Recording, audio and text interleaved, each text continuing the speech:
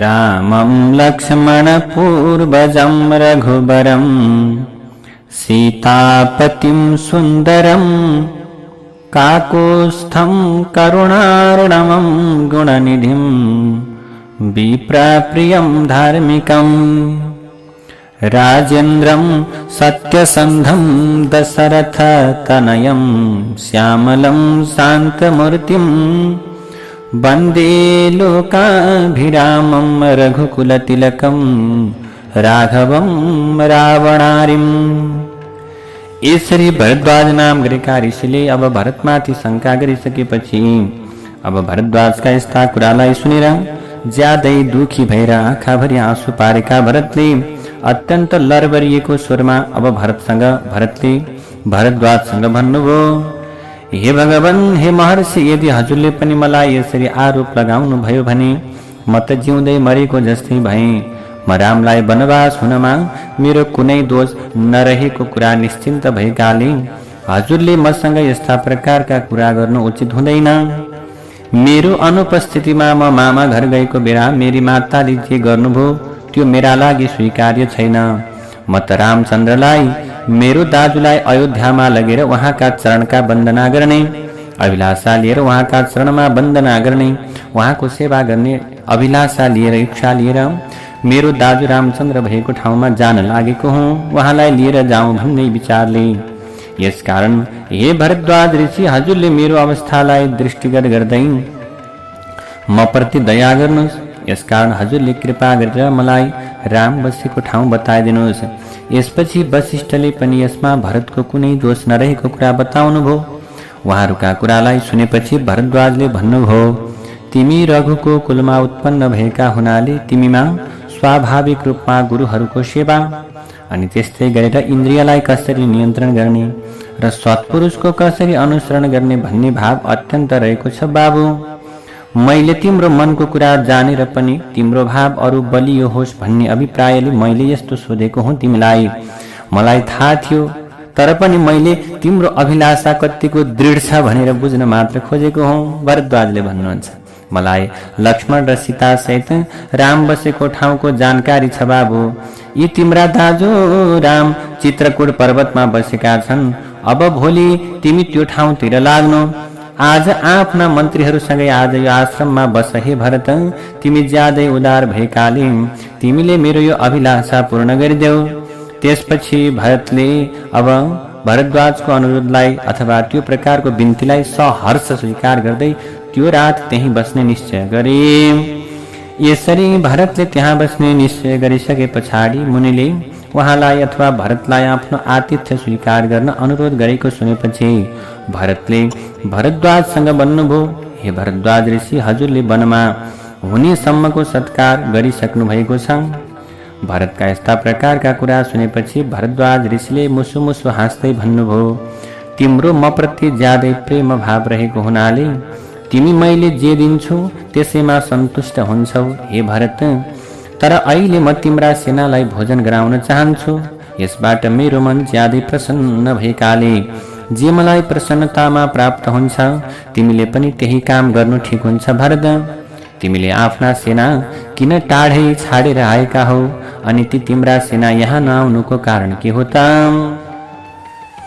अब यसरी भरद्वाजका कुरालाई सुनेपछि भरतले भन्नुभयो, राजा र राजाको छोराले सबै ठाउँमा तपस्वीहरू भन्दा टाढै रहने प्रयास गर्नुपर्छ, किनकि उनीहरूका कारणले तपस्वीहरूलाई कष्ट हुने सम्भावना रहन्छ।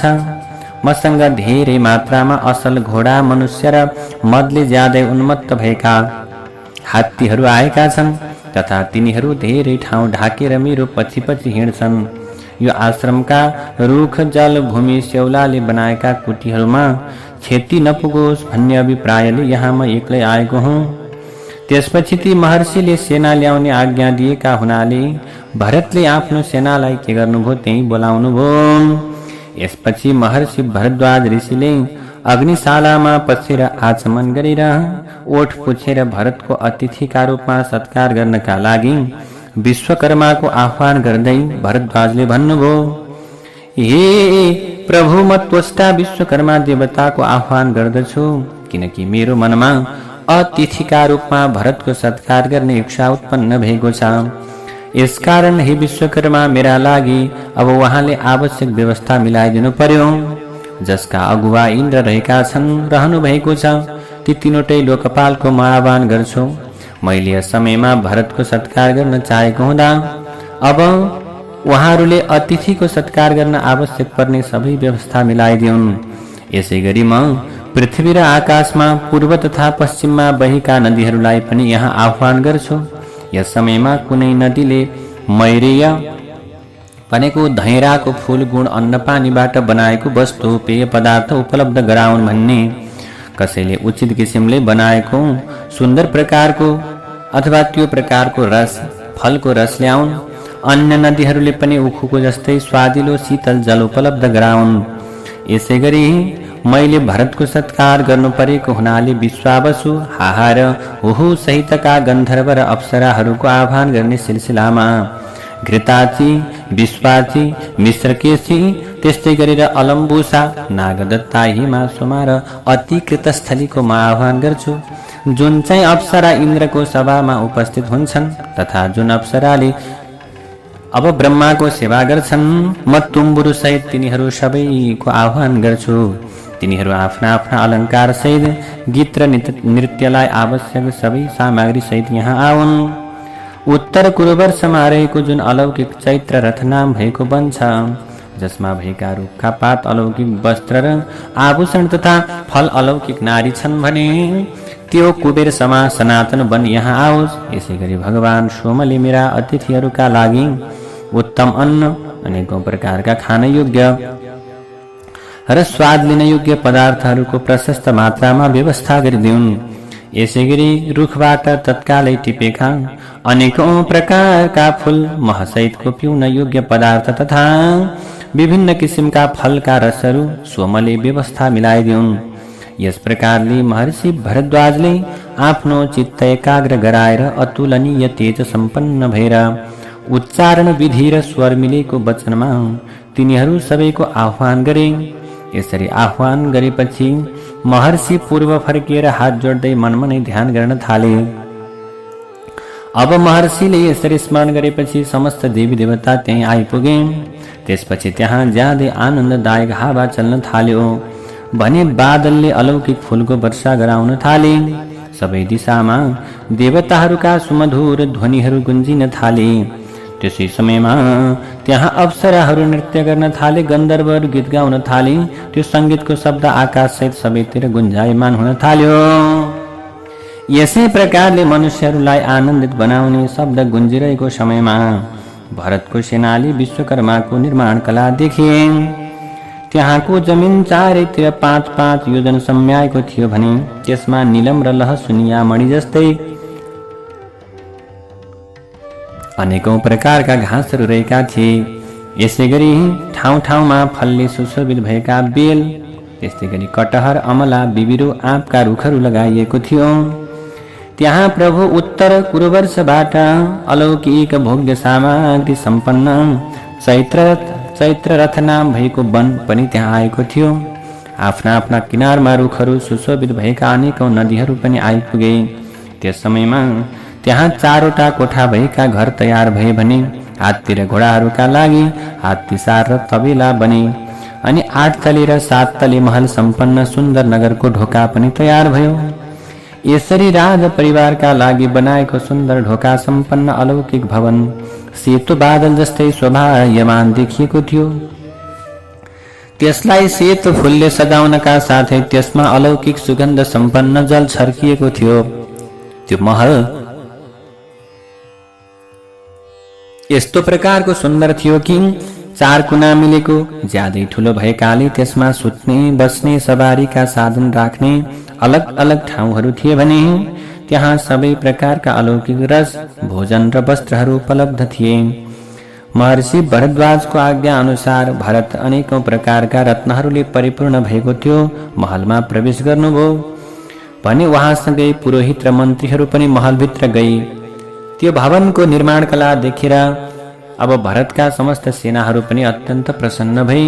त्यो भवनमा भरतले अलौकिक राज सिंहासन, चमर र छाता देखेपछि त्यहाँ राजा राम बसेको परिकल्पना गरेर आफ्ना सबै मन्त्रीसहित ती राजाका लागि उचित सामग्रीको परिक्रमा गरे। त्यस समयमा भरतले राम राज सिंहासनमा बसेको सम्झेर रामलाई प्रणाम गर्दै त्यो सिंहासनको पूजा गरेर हातमा चमर लिएर अब रामचन्द्र अथवा भनौँ भरत गएर मन्त्रीको के गरे आसनमा निवास गरे। त्यसपछि पुरोहित र मन्त्री सिलसिलाबद्ध रूपमा आफ्ना आफ्ना लागि योग्य आसनमा बसेपछि सेनापति पनि बसे। त्यसको केही समयपछि भरद्वाजको आज्ञा अनुसार भरतको सेवामा हिलो ठाउँमा खीरले परिपूर्ण भएका नदीहरू के भए उपस्थित भए। ती नदीहरूका दुवै किनारमा महर्षि भरद्वाजका कृपाले अलौकिक र ज्यादै रमणीय भवनहरू प्रकट भएका थिए।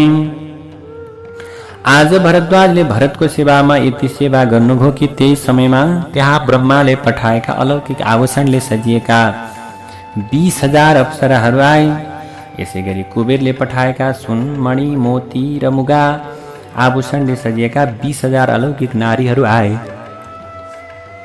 यसै गरी नन्दवनबाट पनि त्यस्तै गरी गन्धर्व अप्सराहरूको आगमन भयो अनि त्यहाँ नाचगान हुन थाल्यो, रमाइलो हुन थाल्यो।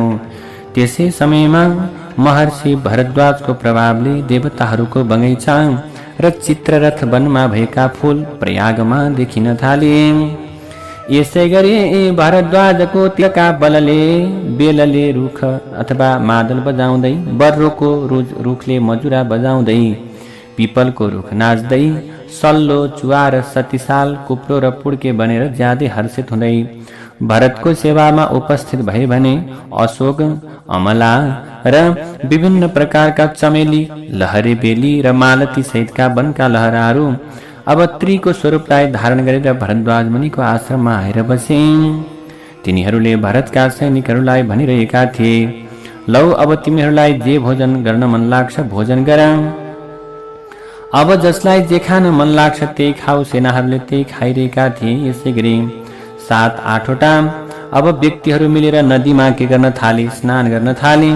त्यसपछि अलग अलग वाहनमा सेवामा खटिएका मनुष्यले राम्रो घाँस खान दिए हात्तीलाई, घोडालाई, गधालाई, ऊँटलाई।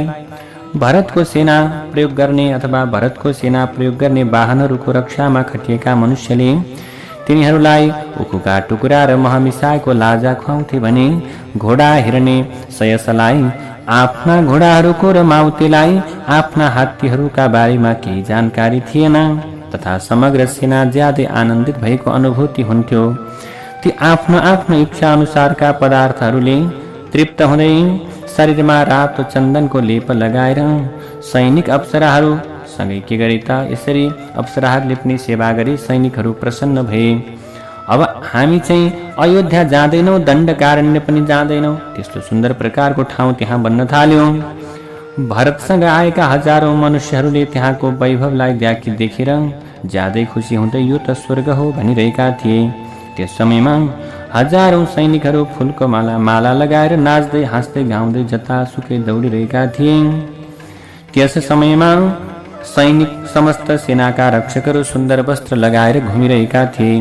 त्यहाँ भएका हात्ती, घोडा, गधा, ऊँट, गोरु, मृग र पक्षीहरू पनि यथार्थ रूपमा सन्तुष्ट भएका हुनाले उनीहरूले अरू कुनै वस्तुको कामना गर्दैनथे। त्यस समयमा त्यहाँ भएका सबै मनुष्य ज्यादै प्रसन्न थिए भने उनीहरू सबैले नयाँ लुगा लगाएका थिए। त्यहाँको वनमा भएका सबै कुवामा खीर भरिएको थियो भने त्यहाँ भएका सबै गाईहरू कामधेनु गाई जस्तै भएका थिए। त्यो अलौकिक वनमा रुखहरूले महको वर्षा गराइरहेका थिए। त्यसरी त्यहाँ भरतको सेनामा आएका निषाद जस्ता अब अन्य मनुष्यहरूले पनि तृप्तिका लागि सुन्दर पोखरीको पानीलाई सेवन गरे भने तिनीहरूले किनारमा रहेको कुण्डमा पकाएको विभिन्न प्रकारको सुन्दर मिठो भोजनको व्यवस्था पनि भएको हुनाले त्यो भोजनलाई ग्रहण गरे।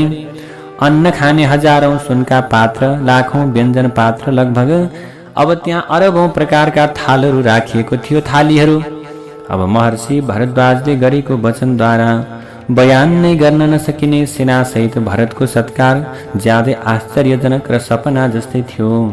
त्यसपछि भरद्वाजको आज्ञा अनुसार ती नदी, गन्धर्व र अप्सराहरू आफ्नो आफ्नो ठाउँमा गए। यसरी आफ्नो परिवार सहित भरत इच्छा अनुसार महर्षिको आतिथ्य स्वीकार गरेर त्यो राति त्यही आश्रममा बसेर उज्यालो भएपछि त्यहाँबाट हिँड्ने आज्ञा लिनका लागि भरद्वाजको नजिकमा जानुभयो भरतजी। यसरी भरतले हात जोडेर आफ्नो नजिकमा आएका देखेर भरद्वाज ऋषिले अग्निहोत्र गरिसकेपछि अब भरद्वाजले भन्नुहुन्छ भरतलाई, तिमीलाई यहाँ रात्रि बिताउँदा कुनै असजिलो त भयो कि भएन? के तिमीसँग आएका सबै मनुष्यहरू यो आतिथ्यबाट सन्तुष्ट भए त? भनेर भरद्वाजका कुरालाई सुनेपछि भरतले आश्रम बाहिर आएका महर्षिलाई प्रणाम गर्दै भन्नुभयो, हे प्रभु, म सहित सबै सेना यहाँ ज्यादै आनन्दपूर्वक बस्यौं। हामी सबै धेरै सन्तुष्ट भएका छौं।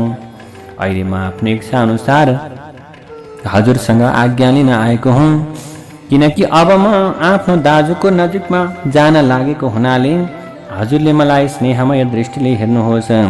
अब हजुरले मलाई रामको आश्रम कहाँ छ, यहाँबाट कति टाढा छ, अनि त्यहाँ जाने बाटो चाहिँ कुन हो? हे भरद्वाजजी, यी सबै प्रकारका कुरा यथार्थ रूपमा म माथि कृपा गरेर बताइदिनुहोस्।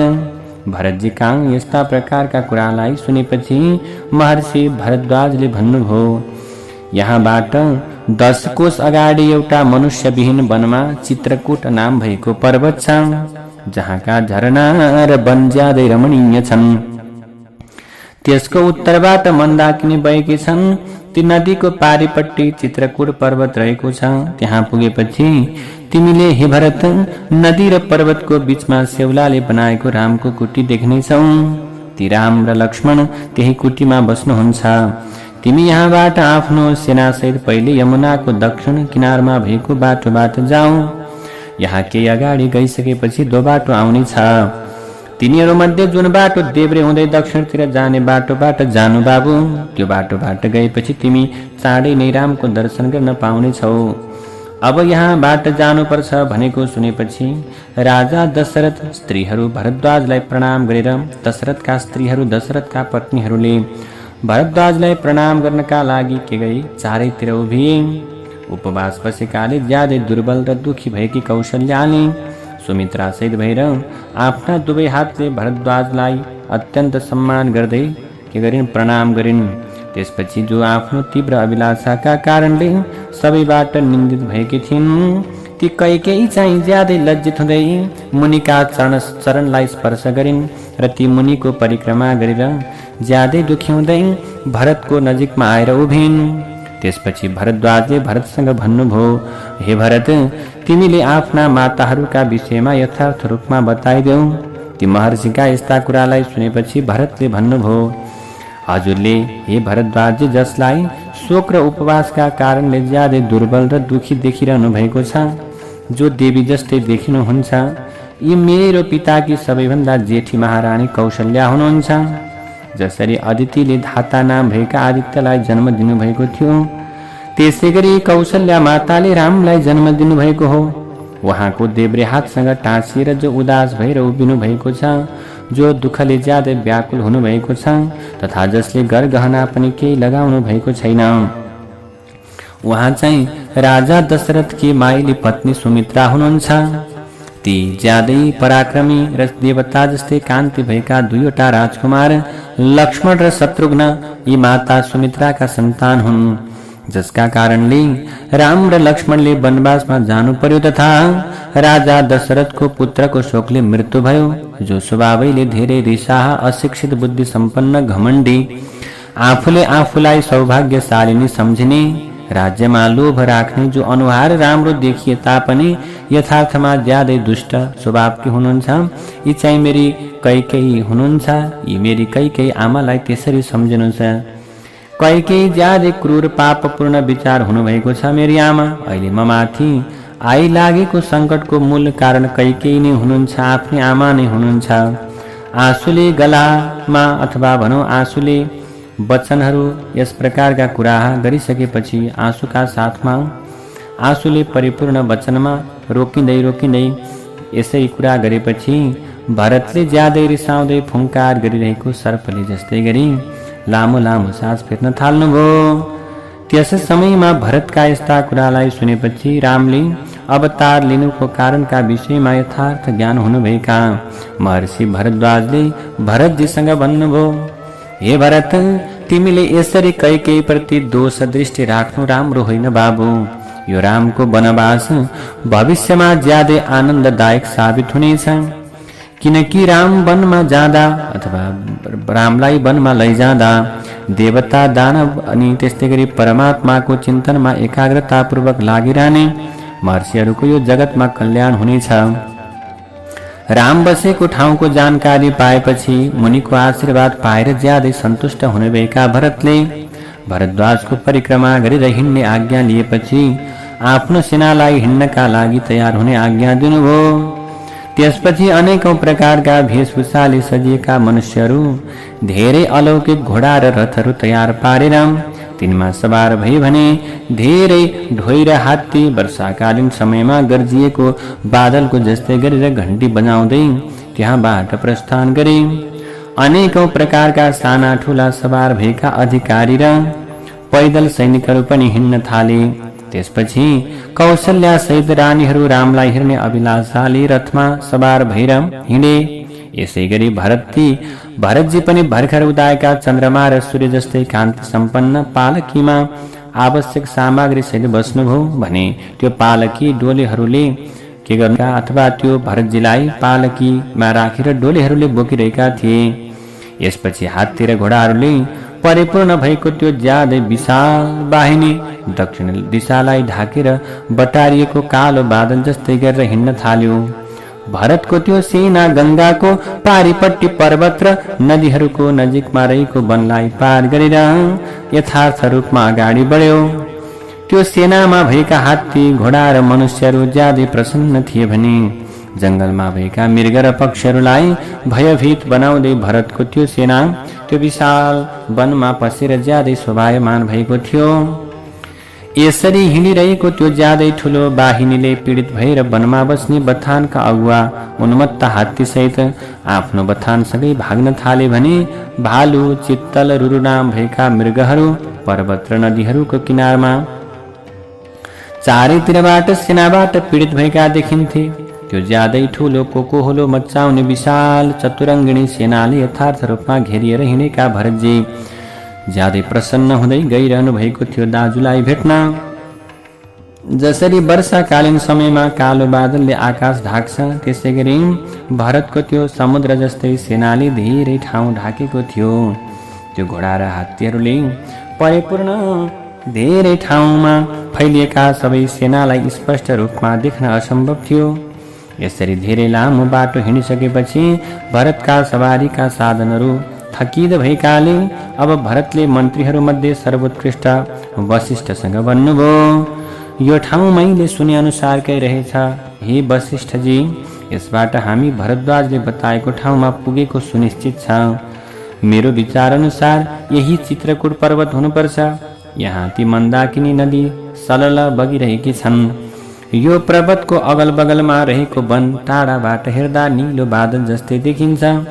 यस समयमा मेरो पर्वतको जस्तै आकार सम्पन्न हात्तीले चित्रकूटका ज्यादै रमणीय चुचुराहरूको अवमूल्यन अथवा भनौँ त्यो प्रकारले अवलोकन गरिरहेका छन्। जसरी आज वर्षाकालीन समयमा नीलो जल सहितको बादलले जल वर्षाउँछ त्यसै गरी यी रुखले पर्वतका चुचुराहरूमा फूल वर्षाइरहेका छन्।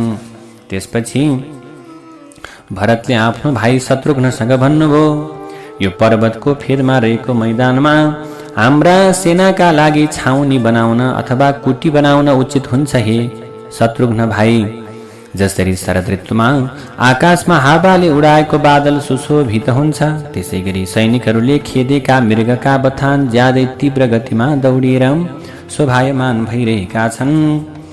यो चाहिँ जुन वन पहिले जनावरविहीन भएकाले धेरै डरलाग्दो देखिन्थ्यो त्यो अहिले हामीसँग आएका मनुष्यहरूले परिपूर्ण भएकाले अयोध्या जस्तै भएको अनुभूति हुन थालेको छ। अब यहाँ घोडाहरूको टापले उडाएको धुलो आकाश ढाकेर अवस्थित भए तापनि हावाले मेरो कल्याण गर्नका लागि त्यसलाई उडाएर तत्कालै अन्त लैजान्छ। हे शत्रुघ्न, तिमीले यो वनमा घोडाहरूले तानेका तथा उत्तम सारथीहरूले हाँकेका रथहरू ज्यादै तीव्र गतिमा अगाडि बढिरहेको हेर। अब तिमीले के गर्नु पर्यो, यिनलाई अवलोकन गर।